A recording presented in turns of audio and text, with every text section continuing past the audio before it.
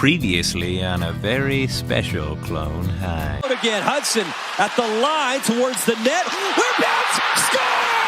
Suzuki! One eternity later. He'll get back in net. Here's Demidov. Suzuki shoots, scores! You can't keep getting away with it! You can't keep getting away with it! You won't. Florida, Montreal, in Florida. Let's talk about it.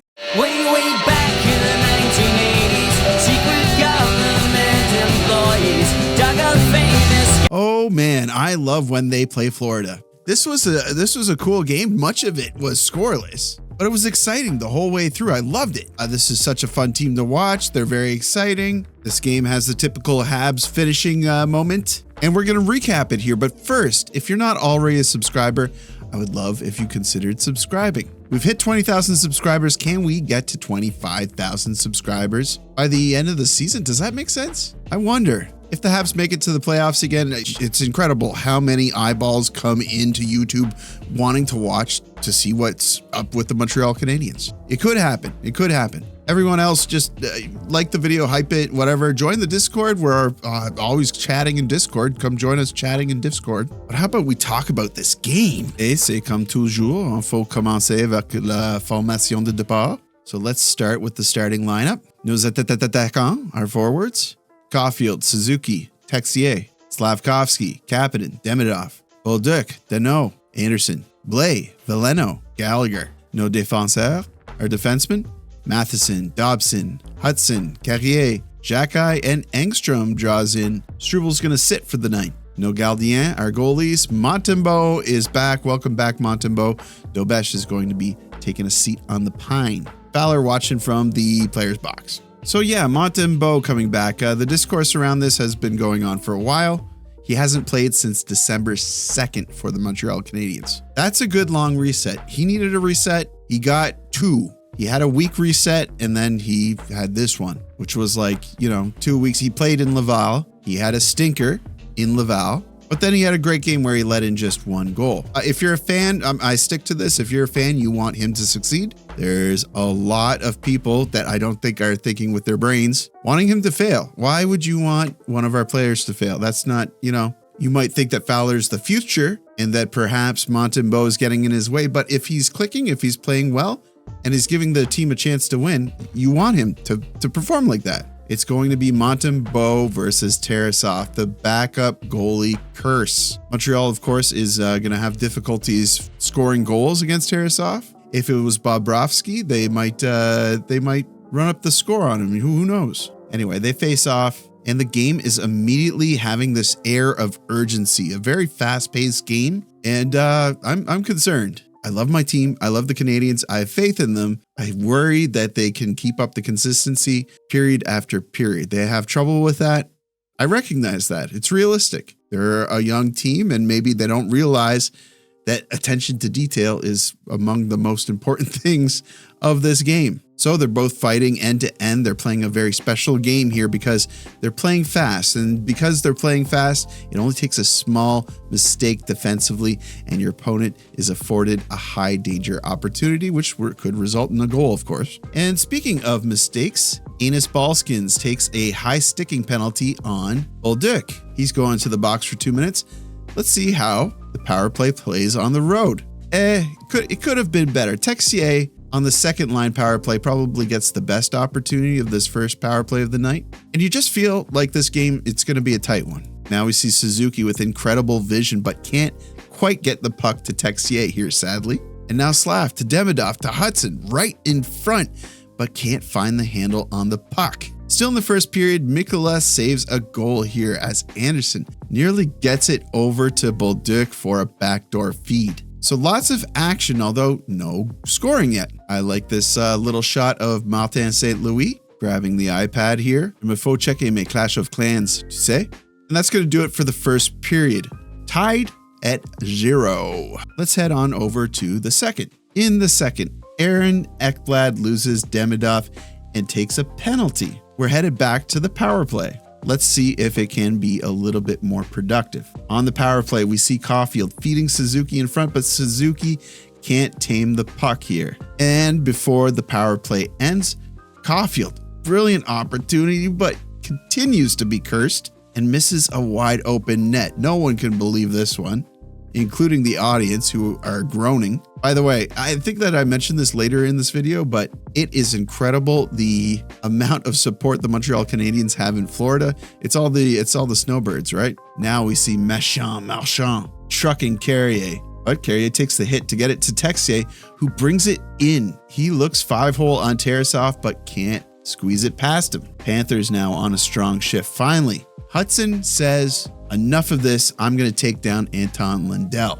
And he does, and he's penalized. But then they replay it back, and it kind of looks just like they're battling for the puck here. When Hudson removed himself, Lundell fell backwards, probably thinking that Hudson is still putting pressure behind him. But regardless, that's going to result in a 2-minute penalty. I think the penalties tonight were mostly fair, honestly.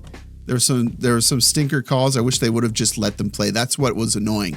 It wasn't out of hand, and they kept messing with the chemistry of the game. I didn't like that. On the penalty kill now, Montembeault, who has been solid this entire game. I haven't really mentioned him because they played pretty good in front of him during the first period, so he didn't have to do anything too sweaty. But on this penalty kill, Montembeault, who has so far made 11 saves, makes perhaps his biggest one here on Jones, who he stands up to, and he's looking pretty confident in net. And it doesn't stop there. Still on this penalty kill, he'll one-up himself, making 2 huge saves. And this was after a 3-on-1 opportunity. The crowd in Florida is chanting Monty. Acting right.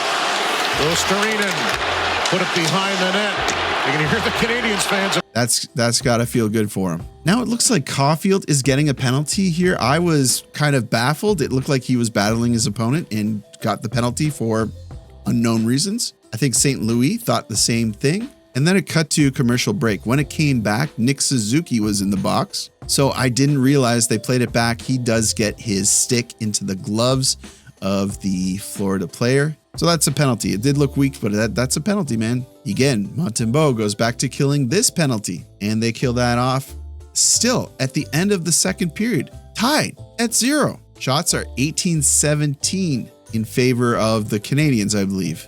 Close game, and it feels like the next big mistake will finally be the one that breaks the ice. Third period starts, and so far, definitely in terms of high danger opportunities, Montreal has bested Florida, but Florida is such a patient team. What does the third period have in store for us? Well, the officials do award the Panthers with a power play early on, and I wish they hadn't. They also gave one to the Canadiens, which I felt was a weak call as well. Just let them play, man. If the game's not out of hand, if there isn't anything egregious and you're calling interference and you're calling weak hooking calls and stuff, just let that go.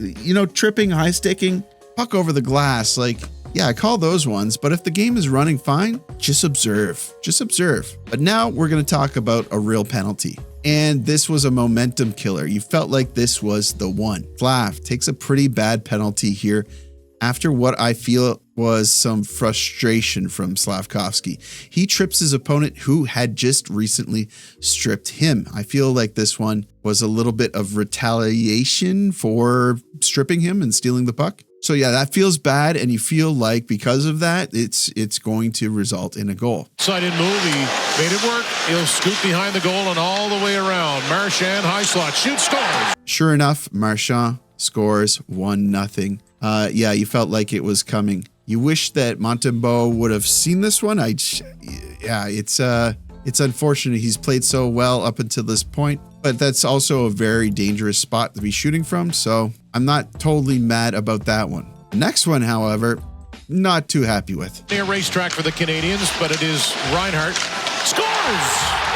At this point, Montreal had been keeping up efforts to keep their game going in the offensive zone. It felt like they were going to be rewarded eventually, but the puck goes the other way. They take a face-off in the defensive zone. Reinhart curls around with it, is at a awful angle, and Montembeault is on his knees here. He's not tight up to his posts, and yeah, Reinhart finds those spaces. He's a good shot. There's a reason why he was named to Team Canada, like right off the bat. So that takes the wind out of your sails quite a bit. It's really going to take somebody to step up and get the Canadiens right back in this. I mean, they've come back from worse scenarios in the third period. Could they come back again? Hudson.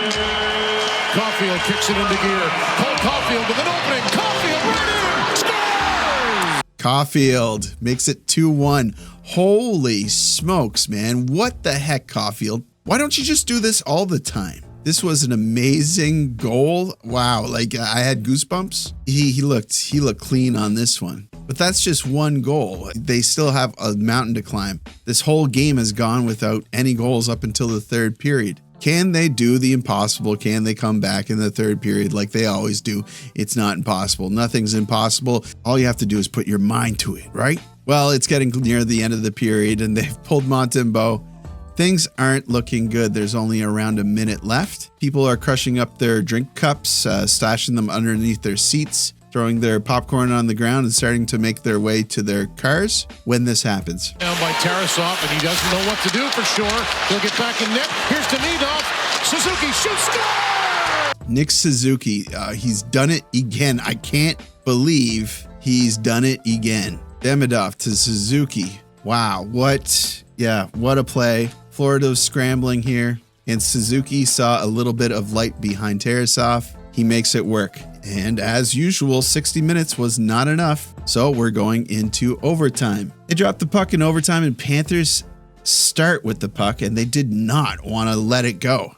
They spent a lot of time with the puck initially. Reinhart walks his way past Suzuki. Bad look on Suzuki here, honestly, but Monty backs him up, luckily. And then after what seemed like forever with Florida with the puck and only minimal chances, Slavkovsky makes an amazing play to totally redeem himself. He strips 17-year veteran Brad Marchand, gets the puck up to Matheson, who takes a bump in the corner, but then takes an additional bump from Marchand after that initial hit, and he goes down. Matheson is hurt here. They show the replay eventually of what happened. They had to slow this down. Oof, it does not look good. An elbow to the face here. I thought you were done with these types of moves, Marchand.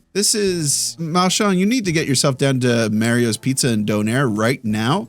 It's across from Roadside Willie's because you need to get something greasy, my fella. You're a greasy boy. Now with time winding down on the power play, Suzuki rings one off the crossbar. I can't believe it, and I love how disappointed the guys on the bench look. So it looks like the power play is going to expire. It's going to be another tough grind to see who can finally put the puck in. Hopefully this thing is not going to a shootout. Here's Dobson. He'll wait. Dobson. Suzuki scores! Disregard. Suzuki with the game-winning goal, 3-2. Unbelievable. He scores the tying goal to force overtime, and then he scores again to win the game. Just like that game that I highlighted at the start of the video, he tied it up with seconds left, and then he had that amazing wraparound goal to win the game. I think I still have that in my vault. Posting in some space. Nick Suzuki. Wrap try. Suzuki. OT winner. Amazing comeback win. They just keep doing it, man. They're such a fun team to watch. I love this team, and yeah, just excited for more Habs hockey, man. It's been a while since I see Martin St. Louis this pumped after a game. They award Montembeault with the coyote hat. And yeah, just a feel-good game. Hope you enjoyed it. Hope you enjoyed my recap. I gotta head to bed. It's already almost 1:15, and I still gotta edit this video. So wish me luck. I'm gonna try to do this quickly. Take care of yourselves. The next time we meet, it will be, I might do a recap of the Team Canada game, but when is the next Habs game? It's Thursday, right? Thursday against the Hurricane. Hurricane are now having weird goaltender issues, right? They've got Frederick Anderson. I think Kochekov is injured and might be out for the season. That'll be an interesting game. They play a unique style in Carolina. All right, I'll see you then. Take care of yourselves. Have a good night. You guys know what to do. Like the video. It helps me out with search results or something. Subscribe if you're not already subscribed. I'd love to have you. And as always, I will see you down in the comments.